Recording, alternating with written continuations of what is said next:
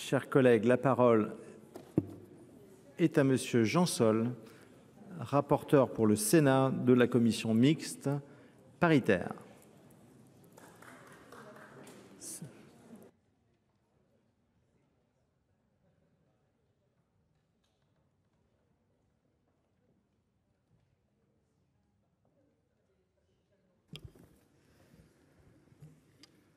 Bien, Monsieur le Président, Monsieur le Ministre, Monsieur le Président, Madame la Présidente de la Commission des Affaires sociales, Madame la Rapporteure, mes chers collègues.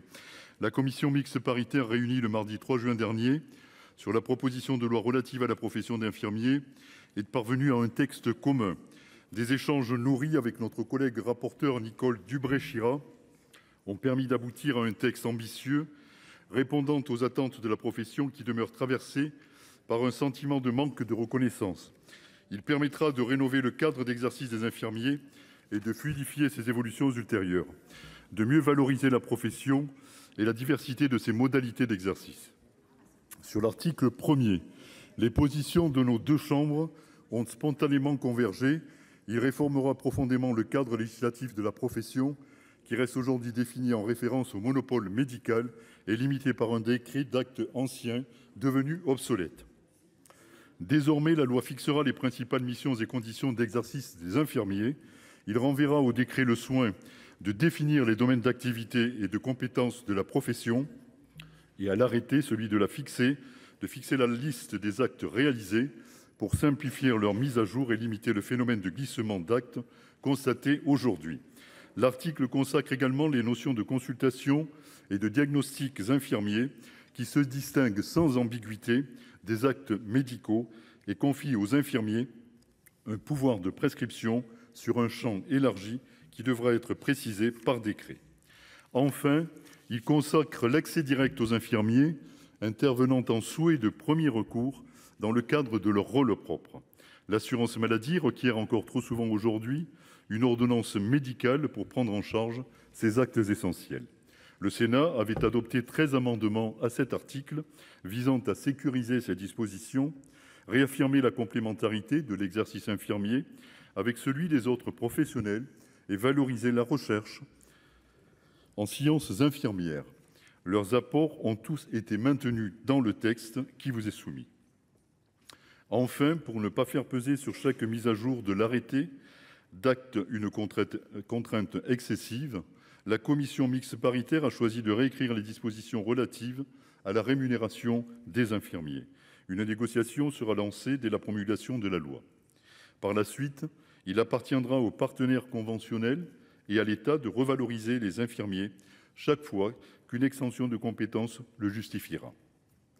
L'expérimentation portée par l'article 1er quater ouvrira en outre l'accès direct aux infirmiers à un exercice coordonné au-delà de leur rôle propre. Nous avions soutenu et sécurisé cette expérimentation qui permettra d'apprécier l'opportunité d'une évolution de compétences infirmiers ou en leur sein des périmètres respectifs des rôles propres et prescrits. Là encore, l'ensemble des apports du Sénat ont été préservés.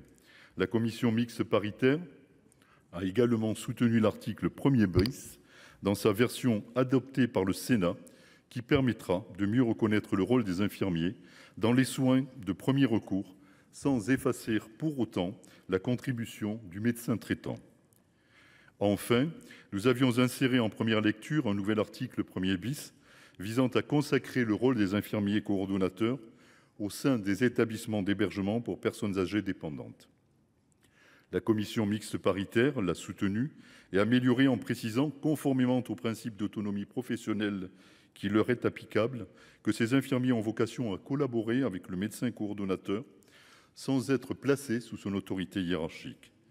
Ils exerceront également en lien étroit avec l'encadrement de l'établissement afin d'assurer la coordination de l'équipe soignante.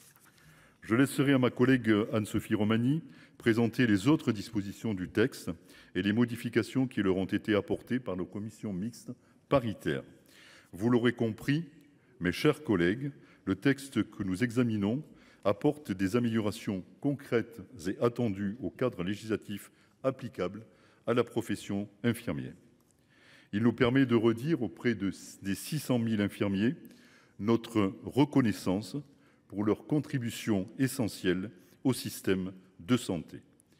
Nous croyons, mes chers collègues, que cette proposition de loi constitue une étape importante dans l'évolution de la profession.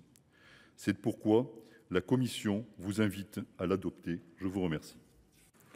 Merci, chers collègues. Monsieur